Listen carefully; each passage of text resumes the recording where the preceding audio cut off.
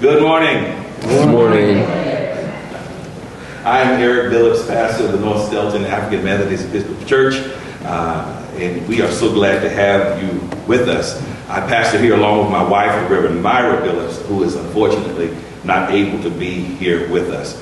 On behalf of the North Stelton Church, we wish to welcome you here on this day as we come to talk about something that is dear to our heart here at North Stelton, the Arrive Together program, as well as mental health. It ought to be a priority for everyone. And so we simply ask that you would be at home. Of course, the most important thing is that the bathrooms are in the rear of the church. Let's look to God in prayer. Holy God, creator and sustainer of life, we thank you for the privilege of gathering this day as we seek to further the cause of justice, the preservation of life, particularly concerning those who are facing mental health challenges. A time of turmoil, both within our nation and without it. We pray that you would help us to create that beloved community. We ask, oh God, that even under the leadership of our Attorney General, Matt Platkin, that you would use him and his staff and others to bring us to that place of peace as we protect the rights of all people. We pray that you might bless the state of New Jersey, bless our nation, bless our world. It is in your name we pray. And everybody said, amen. Amen. Thank you, Dr. Phillips. For all of you who are not members of North Stelton, we affectionately call Dr. Phillips Pastor Eric here. So thank you, Pastor Eric. And thanks to all of you for gathering this morning in this beautiful sacred space, this sanctuary that I call my church home. I am Derek Daly, and I have the honor of serving as senior counsel to Attorney General Platkin. Myself, along with many of my colleagues who are here, help lead our Arrive Together Alternative Response program. Today we're here for somewhat of a different kind of press event. We are here primarily to center the voices of the individuals who make Arrive work.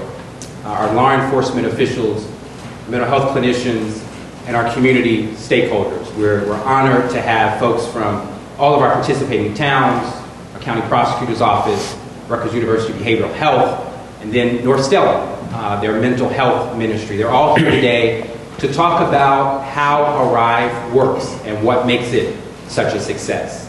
I am particularly delighted that all of you could be here to listen, to learn, and for us to celebrate an expansion of this program here in Middlesex, which you'll hear a little bit about in just a second. Before we dive into the panel discussion, we'll hear from our Attorney General. And before we hear from the AG, we will play a short video to share a little bit more about Arrive Together, where we've been, where we are, and where we're going. So with that, we'll cue the video.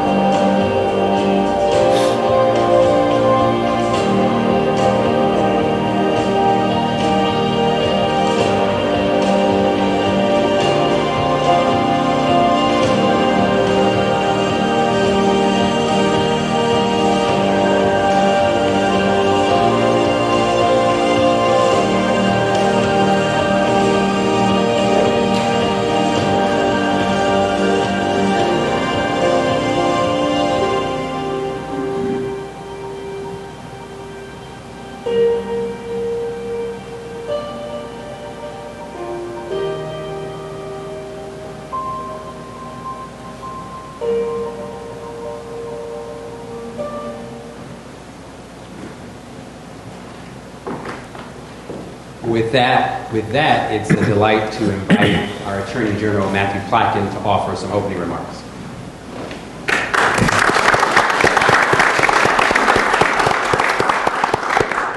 Good morning. Thank you, Pastor Eric, for hosting us. I have to say, we got the second best pastor in the church. Pastor Myers, please send my regards. This is not my first time here. I just want to come back here. Edwin's singing it. Yes. Edwin's what, 9?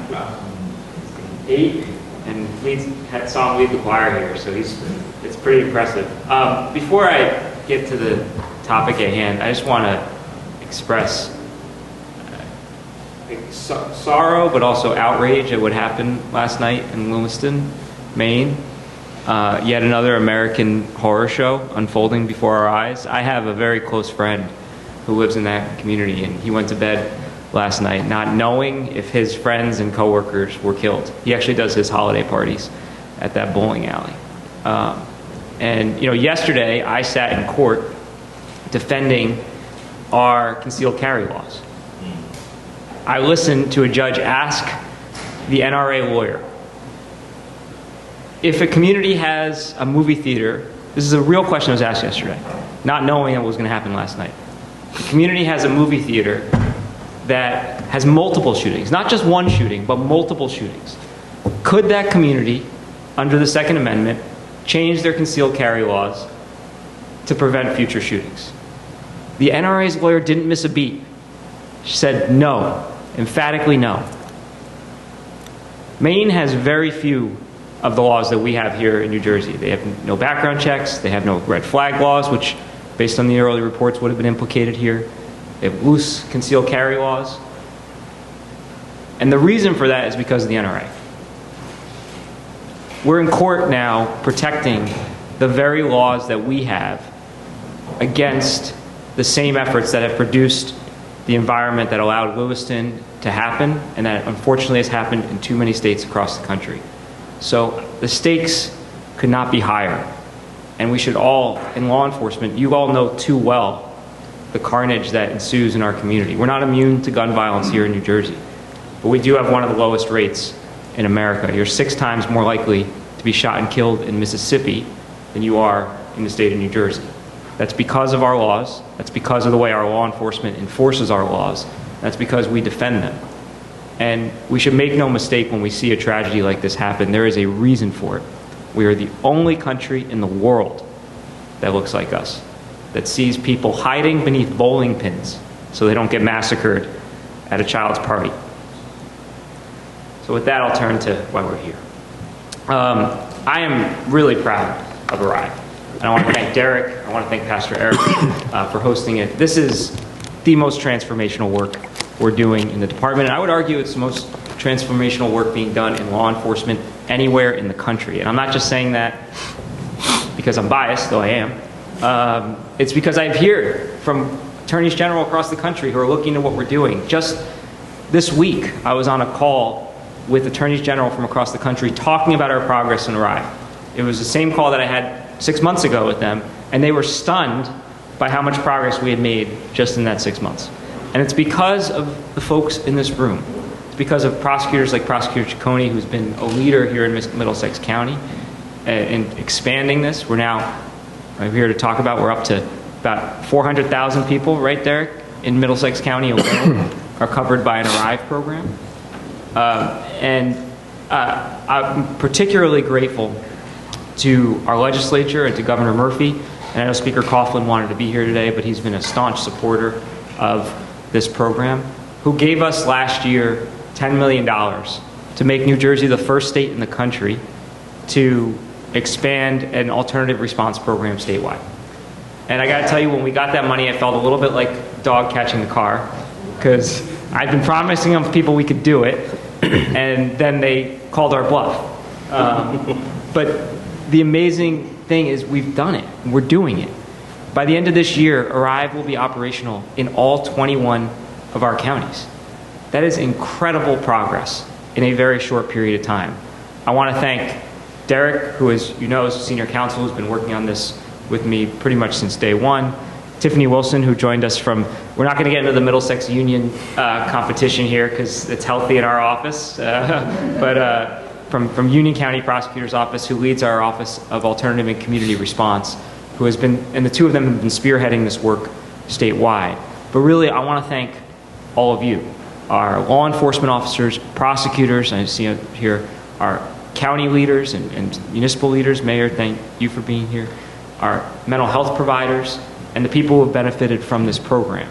Because what ARRIVE really is a recognition that we have asked law enforcement to do far too much, and that no one person can be everything and do everything that's required in that moment of crisis.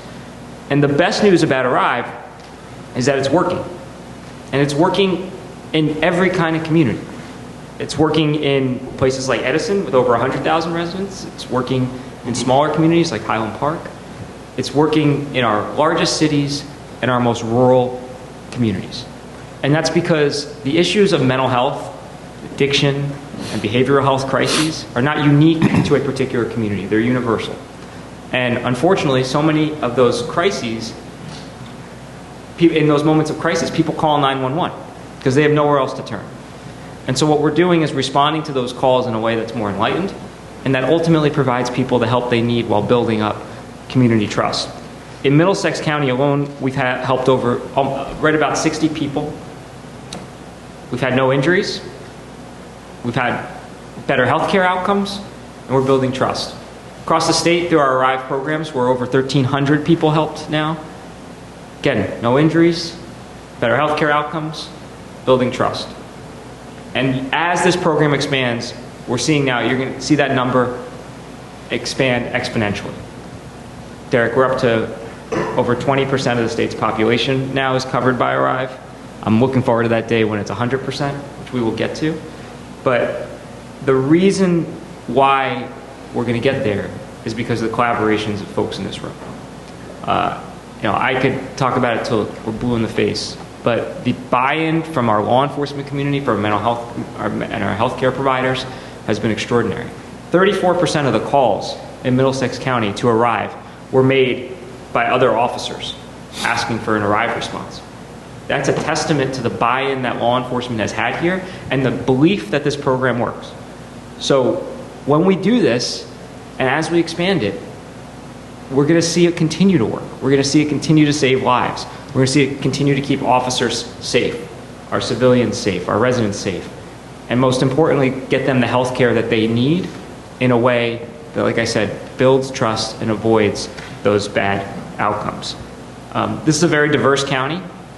As you know, it's one of the most diverse counties in America. It's a county that has a lot of unique needs.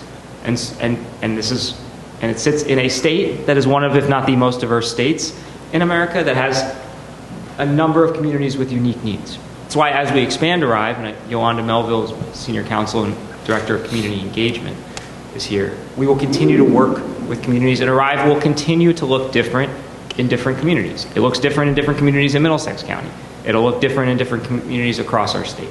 That's a good thing. It's tailored to the needs and the resources of a particular community. But at its core, it's a recognition that we can respond to moments of crisis in ways that provide people the help they need without putting our officers or our residents at risk. And if we do that, if we maintain that commitment, I guarantee you, we will continue to be a model for the rest of this country. And our residents will be better for it, and our officers, I know, will be really proud of the work that we're doing. So with that, I'll turn it over to Tiffany, I believe. And I'm really excited to hear from the panel. So thank you very much. Because just in the last 6 months, residents in Edison, Highland Park, New Brunswick, Woodbridge, Plainsboro, South Brunswick, and soon Piscataway, where we are today, will be served by ARRIVE.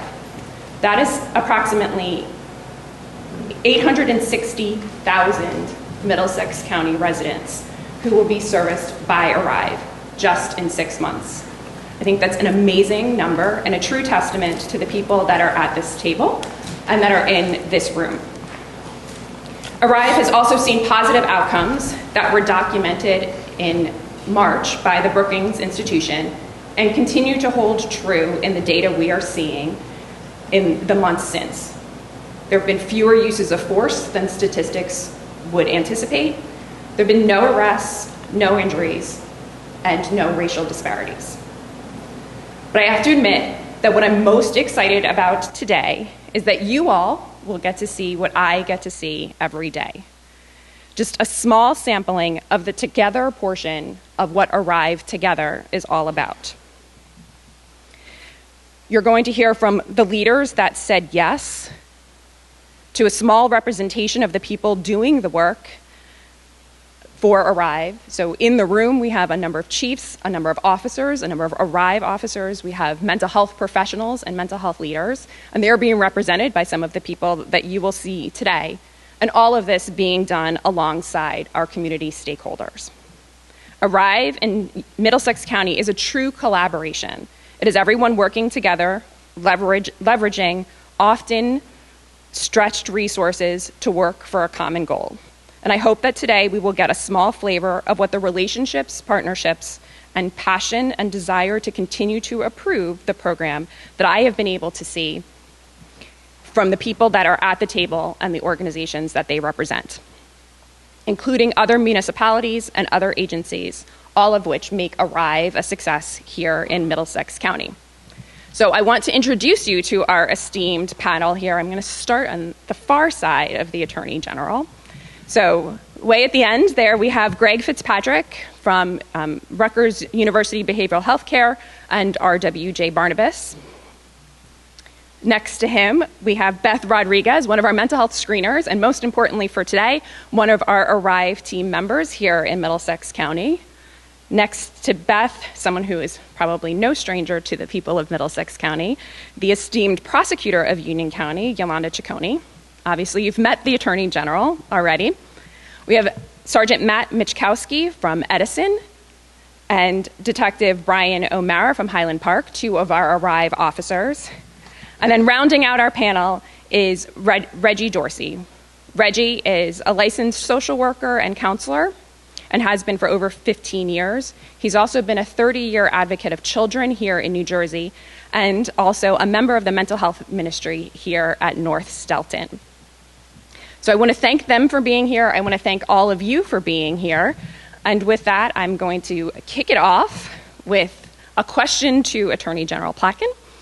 So, Attorney General, Arrive Together obviously piloted in Cumberland County, as we saw from the video, prior to the beginning of your administration.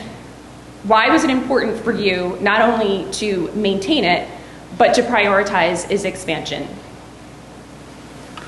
Sure, and I'm going to speak the least, I hope, on this panel. As I said, I think this is the most important work we're doing. Actually, I met Derek, before I was Attorney General, we were both working pro bono on developing alternative responses to incidents of crisis. And the reason for that is because, like many of you, I've watched a lot of body cam footage. I've watched a lot. And when you watch enough of it and you see moments where law enforcement officers are placed in really difficult situations, sometimes, many times handled them great, but sometimes things went sideways, not always for the officer's fault. It was tough not to come to the realization that, like I said, we're asking our law enforcement officers to do too much. I'm married to a psychologist. I wouldn't say I could do, she definitely would say I don't know how to do what she does.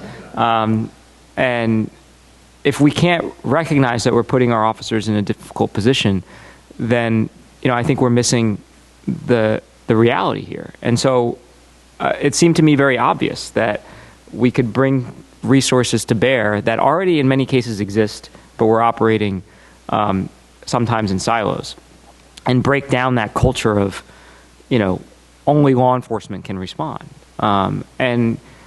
So I was very committed when I came into office a little under 2 years ago to make this my top priority, because I knew it could have an impact. I just had seen too many incidents and watched the evidence of it. And the thing that I wasn't sure about was how would it be received? Would it be received as we're telling people that they've done things wrong? And that's not at all how it's been received. This has been the most overwhelmingly positive response I've ever seen from a new initiative. And that's because I think everybody understands that in this country and in this state, we're dealing with a mental health and a behavioral health crisis. And people need help. And nobody knows that more than the cops who's responding, in some cases, 30, 40, 50 times a year to that same individual. And they want nothing more than to get that person the help they need. And so as we've scaled this up, I've just been overwhelmed by the commitment from everybody involved. I remain as committed, and I'm just so proud of how far we've come. That timeline is really impressive. This is aggressive, what we're doing, but it's having a huge impact. So I remain just as committed as I was 2 years ago, and that's because what we're doing is working. We're seeing it work, and there's nothing better than seeing something scale up that can change people's lives. And Prosecutor Ciccone, obviously this was a priority from the Attorney General, but ultimately it required the buy-in of law enforcement and community members and mental health agencies. So I'm wondering, what made you choose to implement the Arrive Together program in Middlesex County? And more importantly for today, why did you choose to lead the expansion here in Middlesex County? Well, having been involved in the justice system, whether it be in probation where I started, or assistant prosecutor, judge, and now prosecutor, I saw over the years the amount of frustration when officers responded to the scene of a mental health crisis, but really were hamstrung about what to do. What was the next step? Could the person be committed? How do they take that person in custody? How do they deal with that? So, under the leadership of the Attorney General, we started to train the officers in crisis intervention, but we needed an additional arm for that. And I know this started in Gloucester County, but I'm a big, why not us? Why not Middlesex? And because I knew that we had a superior healthcare position with University Behavioral Health and part of the RWJ Barnabas Hospital procedure. So we had that great resource. Why not take advantage of it? And I am very lucky to have great leadership in our chiefs of police who would work cooperatively with each other, and their leadership was very important, as well as the governing bodies of those towns that we picked, the first 4 towns that we selected. And they all bought into this. They saw there was a great need for it, and they were very cooperative and really went into it in a great way. And both sides have learned a great deal. I don't want to speak for you, Beth, but I'm sure you've learned a lot from law enforcement, and they've learned a lot about you and learned about what you do. And what I've heard is the best part of the program not only is the response, but the follow-up that is shown by University Behavioral Health, and that follows up with the patients, talks to them, make sure that they're getting the help that they need. Some people need to go to the hospital. Some people voluntarily commit themselves. Sometimes they are committed. Sometimes they can be maintained at home. And all those things are wins for us. So that's really why I got involved. It's a great step. And in my 40-year career, I think this is one of the most important programs we've ever brought to our community. Really great to hear and important for everyone to hear. So I'm going to turn it over to your partner, UBHC. So Greg, obviously Prosecutor Ciccone is a member of law enforcement and falls under the Attorney General, but UBHC, RWJ, Barnabas didn't have to be part of this program. So what were your first impressions of Arrive Together, and why did UBHC decide that they wanted to be a partner in this? We were excited from the very beginning. I think it really comes down to it's just a natural fit. Not only have we been the screening center since the screening law, but we've worked along with the prosecutor's office with training of officers and being involved with diversion programs, and this was just a natural step. We've been working together for many years, but I think the partnership now has really come together, and having that partnership has been unbelievably important. And from your perspective, have there been, or can you talk about what the benefits from your perspective, from RWJ's perspective, have been in being part of Arrive? I think, again, going back to that partnership and really learning from each other, we've learned years ago that mental health folks don't exactly know what law enforcement is able to do, and law enforcement is not really understanding what mental health can do. And we've always known that we needed to have cross-training and getting together and learning. And that's where the crisis intervention team training has been helpful. But this is just a great step forward with that, and having that partnership of being available to the community together in the same car. You know, for years we've worked together where an officer might be on the scene, is requesting a screener, but it takes time for us to get there, depending on the time of day and where they are and what's happening. And the opposite, where, you know, we're going out to see someone and then the officers are busy and then we're waiting for them to get together. So being together in the car and responding right away has just been much more efficient and just better partnership. And I will point out, because you didn't today, that RWJ Barnabas has been a partner in multiple locations. Absolutely. In the state, but the uniqueness of the partnership between RWJ Barnabas and UBHC has, as the prosecutor alluded to, made Middlesex County a great fit for Arrive and your involvement in that. So I'm going to turn it over to our Arrive team. So I introduced them before, but I will introduce them again. So we have Matt Michkowski from Edison, Brian O'Mara from Highland Park, and then our esteemed Beth Rodriguez, who is one of the mental health screeners, and they are the people that ride in the car. So I have some questions for all of you about what it's all like, because this is really the first time that we've done this where our Arrive teams have been able to speak about their experience. So Matt, I'm going to start with you. Can you just briefly tell us a little bit of how this all works for the team Edison, and your first impressions about Arrive? I appreciate it. When it first came out, obviously I was a little skeptical. Something new we didn't know about. Luckily, we were able, through the support of the chief and the mayor. Without them, none of this is possible. It first came to be, the chief approached me about it as far as moving forward with it and noticing there's a mental health crisis. And we recognize that and we're able to address that. So basically, day to day, I get in the car with Beth. I had about 5,000 questions for her. I didn't know what I didn't know. Back to what Mr. Agee was explaining is, it's nice to see all those questions answered. And I saw it for the very first call. And when I tell you I was skeptical. I came from my background's in the Detective Bureau, so coming to this was completely new. So coming into it, I saw how Beth calmed people down. I saw their reception to her, and I saw different things with the follow-up. Once I saw that happening and progressing, I really started buying into seeing what was going on. And then as the calls progress, and none of this is possible without Beth, with her implementation of everything. She's truly impressive, and I'm truly lucky to have her as a partner out there. I'm sure Brian will tell you the same thing. So definitely very lucky and very excited to see where the program goes. Thanks. So Brian, I'm actually going to turn it over to you. So obviously Edison is a little bit different in size and perhaps resources than Highland Park. So can you explain how Arrive works for you as a detective in Highland Park? Sure, absolutely. So for us, we're obviously a smaller department, 28 officers versus we up over 200. Yeah, around. Yeah. So we do one day every 2 weeks. So with that, it comes in 10 a.m. Beth shows up at the department.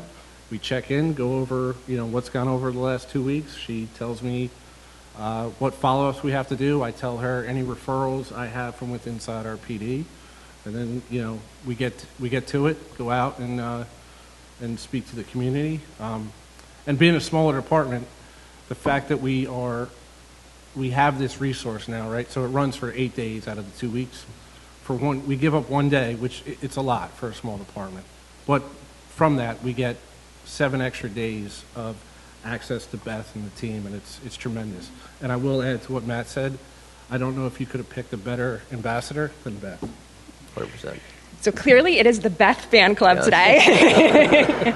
Well deserved. So Beth, let's turn to you. Can you tell us a little bit about your first impressions of Arrive and what your experience has been?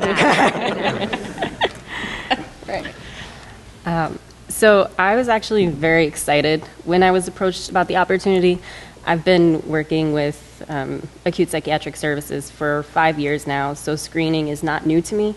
And I loved going out into the community because you get to help people when they're at their lowest point. So when I was approached and they were like, hey, you're going to be working with these departments and you're going to be at these departments responding with the officers as the calls come in, I was like, let's do it.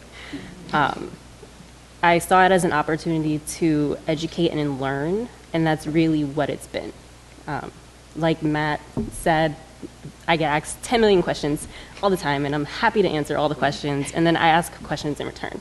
So it has been a lot of give and take, but it's been a really great opportunity. And have you seen benefits for the rest of your department or the rest of your agency just by the relationship that you have with the officers? Yes. So like Greg had mentioned, it really is a partnership between the screening center and the police departments. And one of the things I've been able to do for my coworkers back at APS is kind of go in and educate them on like, hey, this is why the officers are making these decisions on scene. This is why things can't happen this way. This is why we need to intervene this way. So I've been able to kind of quell a lot of the things that are happening behind the scenes at APS as well. And then also reciprocate that when I go back to the police departments and say, hey, this is why we're requesting these things. This is why we're making these decisions. So I think it's strengthening the relationships on both ends, being that liaison. Thanks. And so I'm going to go back to Matt. Matt or Brian, you guys can choose. Are you seeing sort of the reciprocal of what Beth is talking about in your own agencies? Are they seeing a benefit from your relationship with Beth and the Arrive program? We definitely are. I mean, as the program continues to progress, I'm having more and more officers come up with follow-ups. Like Brian was saying, it's nice to, the initial calls, the follow-ups, other officers approaching me, hey, I think this person could, benefit with some help. Most importantly, we've had a few cases of that, from our older folks in the community all the way to, everybody else in between. So I've definitely seen a huge benefit. Great. Yeah, absolutely. We had, and just thinking about it, I think education is a big part of it, what our members are learning. We're very heavy on CIT training. Most of our department is trained in CIT, but where the disconnect for us was the follow-up. And understanding what is a crisis call and what's a follow-up call, and being with Beth and being able to educate our members of the department and have access to those follow-ups has been tremendous. So to any member of our team, well, I'm going to start with our star over there, Beth. Are there any particular calls or instances or even interactions with the Arrive team that really have shown you the benefits of the Arrive program? Yes. So there was one in particular, responded to the house of a young adult. There was an argument happening between them and their parents, and the parents ended up calling 911 due to having noticed that their child had self-harmed earlier in the day. So we respond to the scene. There were a lot of officers on scene. EMS was actually already on scene as well, because typically you respond to the crisis and the outcome is usually they get transported to the hospital. I had taken about an hour with the family to really figure out like what was going on, what was necessary, what were all of the concerns. I provided a lot of support to the parents, a lot of resources, psychoeducation, and I spoke with the patient as well to figure out what were their stressors and how can we best manage this. And the outcome, I don't think was anything anybody anticipated. I ended up being able to set up an outpatient appointment for the young adult, and they've been able to maintain safety in the community after that. And they did follow up with the appointments. I did follow up with them. They've been doing well. I followed up with the parents as well. They've been happy with the outcomes also. And we haven't had to go back. Which is great. And I did want to point out, part of the Arrive program, the follow-up is actually a mandated part of the program. You're required to follow up, but potentially that's an only once follow-up, but you chose to follow up multiple times. Am I right about that? Correct, yes. Great. Brian or Matt, any particular instances? Sure. So I can think of, I'm not sure if it was a behavioral health referral or a police referral, but it was a couple in crisis. The patient, we go to the apartment, we speak to, and it turns out that the patient wanted mental health services. He was not happy with, or the person was not happy with telehealth. They wanted to speak to in person. There was an issue with when the person can use a vehicle. When we were there for an hour and a half, and that's a big thing. These calls are not, 20 minutes in and out like we're used to in police work. These are hour calls, and Beth was able to basically negotiate between the two to get the patient access to the vehicle so he can go every week or every other week, and sat on the phone and was able to set the patient up with outpatient services right there on the spot. So that's stuff that we never would have had access to before. So go ahead, Matt. Very similar situation. We had an older person who's been, was calling numerous times, convinced that someone was breaking into her home. Within the first 15 minutes, Beth was able to realize that there was some type of medical issue that needed to be taken care of. Sometimes older folks, they don't take care of themselves, or they mismanage their pills, which in turn was causing the paranoia. I was able to look through her cameras and realize there's nothing happening. So it was nice that Beth's able to not only figure that out right then and there, but get her the not only medical treatment, but the mental health treatment she needed afterwards. And we were able to, her family who doesn't live in the area, we were able to reassure them, like Brian was saying, this was like an hour and a half call right here. We were able to secure a cat. That's what she cared about. We wanted to make sure that cat was okay. The cat was good. But we also wanted to reassure her family. Having older family members in my own family, I know it's a scary thing to not get that call from your mother at 7 o'clock, and you call every single day that, okay, Mom is in the hospital, but you don't know that because you're not around. So we reassured the family, hey, this is what's going on, this is the medical treatment she's going to get, and so forth and so on. So just from every aspect of it, it's nice to see that it's working. Well, thanks for that. So we've talked about the good stuff, and I'm going to open this up to the rest of the table. There have to be some challenges. So what are the challenges of the Arrive Together program? And I will point out that Arrive in general has multiple models. Middlesex County as a whole has chosen to do the co-response model. So your challenge, I understand, might be specific to Middlesex County, but what challenges and opportunities do we have in this expansion to sort of fix those challenges? I think one of the biggest challenges that many screening centers across the state are all facing is really workforce challenges, is finding qualified people who are wanting to do this. A lot of the screening centers do have openings, and we're recruiting and trying to find people. I think having this kind of program puts a little bit more energy in it, and I think it's a little bit more attractive for people to kind of do this kind of work and work in the community. But we're always looking, and we're looking to recruit and kind of fill those positions. Thanks. Anyone else? Or is that... I think one challenge is the general mentioned, we're a very diverse county, and so really need people who speak a variety of different languages who do work in the community, because of I would think that there were, in our county, I think there's over 25 different, even not more, languages spoken. So I think that is a challenge as well. And many of the police departments do have a diverse demographic, but really from the screener end, perhaps, that's difficult. But also, the municipal police departments are really bound by their budgets. And when you have an hour and a half call and that type of thing, and you have to change shift changes and things like that, we really do get a huge buy-in by the governing bodies.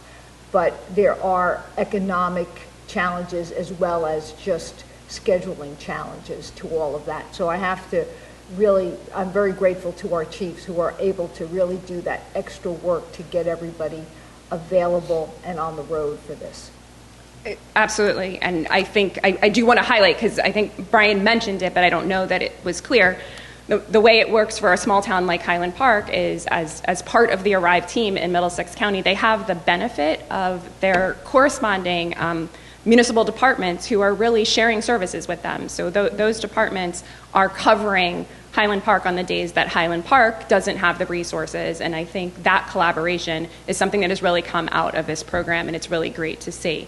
So, Reggie, so as a social worker, a member of the mental health ministry here at North Stelton, what were your initial impressions of Arrive when you first learned about it, and what do you think programs like Arrive provide to individuals, or what value do they provide to the people that you are ministering to?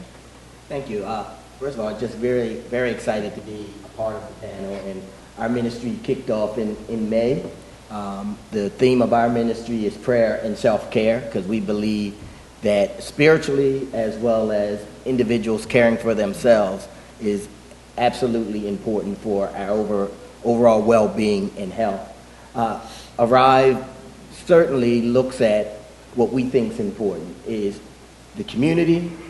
And when we think about community, we think about partnership, we think about relationships, we think about support, and we think about trust. And so when you're looking at the life of anyone in our community, those aspects are so very important.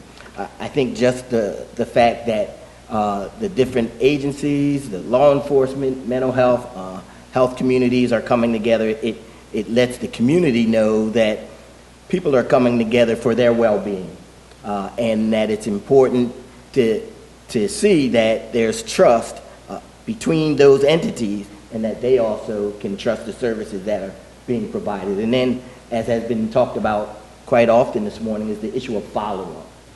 When we're looking at mental health, it's not a one-time deal. It's not, hey, we meet their needs and then, that's it. There has to be follow-up. When we think about mental health issues, when we think about serving clients, we know it's a long-term experience. And so that's very important that we see that and hear that in the Arrive Together program.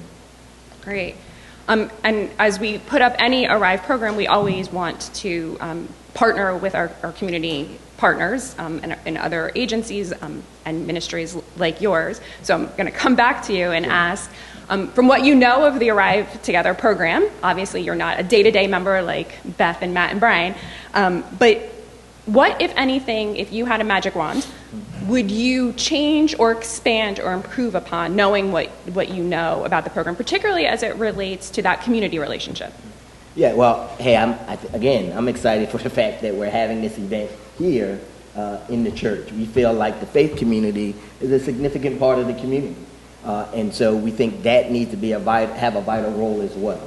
For us and our ministry, what our theme has been, we just kicked off in May, and what our theme has been for the first year is awareness and education.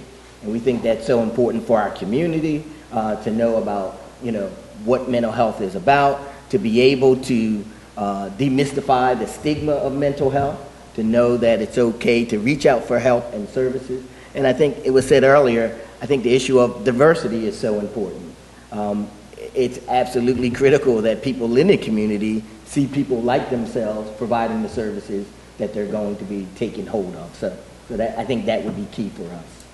I like all of those ideas. I'm going to open it up to the table. The same question. So the future of Arrive in Middlesex County and the future of Arrive in the state of New Jersey. Obviously, the Attorney General has said it is his goal that 100% of the people in this great state are covered by Arrive. And we're doing a great job, but we are not perfect. So suggestions about ways that we can expand, improve? What would we like to see next for Arrive? I'm going to look at Greg just to get us started, because he's way down there. I'm excited to see where we go with this. And like I said before, we have worked together for many years, but this is a partnership now, and I want to grow that, and I want to continue what Beth and the officers have started, and it's important to have the officers buy-in in this, and it's really exciting to hear these guys talk about it and have that passion behind it. So to continue that, I think this is a great starting point. Now let's keep moving. Anyone else? And Greg said it well. Anyone else? As I said before, I think the more we can provide the services to the diverse communities that we have in a way that is comfortable for everyone, and I think we can cover all of Middlesex County. The expansion in South Brunswick and Plainsboro will be with a different screener. Poor Beth can't go to every single town in Middlesex County. We just got to clone her. And so that's an expansion that can happen in a very good way. And and again, cooperatively, how the MOUs have covered and allowed for the shared services, that's an important aspect of it. And again, the leadership of the governing bodies as well as the police departments have really made a big difference. And I think there is a great buy-in here in Middlesex County. And we like to hear that. And we're going to give you the last word on that, Prosecutor. So with all of that, I could talk about this all day. And in fact, we have begun convening Arrive teams from around the state to continue this conversation. So this is just a small sampling of the conversations we get to have every day. But I'm really happy that we've gotten to share them with everyone else. So as as is appropriate, I'm going to give the Attorney General the last word to wrap us up. If there's anything that you wanted to share, any final words that you wanted to share with all of us. Sure. I just want to thank everyone for being here. I'm looking out. This is obviously Middlesex focused with people from all over the state. Prosecutor Sutherland from down in Cape May, who convened the Cape May meeting, or the South meeting a couple weeks ago. Chief Sacca's hiding in the back, but was one of our first partners in Elizabeth. So you can see how broad this has been and how diverse the communities are that we're working in. And I think the thing that's most encouraging to me that I heard today, it's easy. I have the easy job in so many ways. These guys and Beth have the hard job. They have to go out and respond to these calls, and you don't know what they don't know. Nobody knows what any of these calls are going to end up. The stories that you heard are now, saving a cat, getting them the mental health care you need, making sure there's nobody's breaking into the house, making sure they're taking their meds. Those are all really good outcomes. We've seen cases with bad outcomes start exactly that same way. I've seen those cases start exactly the same way. So the fact that we are avoiding those bad outcomes shows you how much it's working. I always get asked, well, how do you know if it's working? I said, we're kind of proving a negative, right? We're showing what could have happened if we didn't do it this way. But we know. The numbers bear it out, and their personal experiences bear it out, where you've seen how challenging some of these calls can be. And the fact that we're seeing pretty much every call get worked out in a way that's good for the individual, good for the responders, and good for the community tells you that it's working. And the thing that encourages me the most is, I'm sitting in the middle here, but that's probably a bad metaphor, because I think you heard the collaboration across professional boundaries is really remarkable. And what Greg was saying, I think, is true. And I've asked a number of officers, we routinely survey our officers and our mental health providers that are working in this. And the thing that we've heard the most, remember, these are the officers on the law enforcement side who are the best trained. We're already the best trained officers in America. No other state in the country has trained every officer in bystander intervention and de-escalation. We're the only one. On top of it, as the prosecutor said, these are CIT trained officers. But they've all reported that this is the best training that they've ever had. And the reason for it is, well, you heard, you can sit in that, Matt and Brian can ask Beth 100 questions, and she can ask them right back, and they can get answers. And then on the shifts that they're not together, it's not like they forget everything they've learned. And they're suddenly speaking a language that's common, as opposed to, I would suspect, years past, where there was a hesitancy to call someone who there wasn't that trust there. It's natural. If you don't have the working relationship, same way we need trust with the community, we need trust across our professional partnerships. And so in so many ways, Arrive is really just ensuring that the tremendous resources we have are working together. And they're working together in a way that ultimately helps the residents. So this is really powerful. It's great to hear directly from the people that are doing the work, because they're the real heroes in this effort. And I'm just honored to be a part of it. And I thank you all for being here, and for every one of you for believing in what we're doing. It is making a huge difference. It's going to continue to make a huge difference. And trust me, people are watching what we're doing here and wanting to emulate it. So thank you all, and let's keep it up.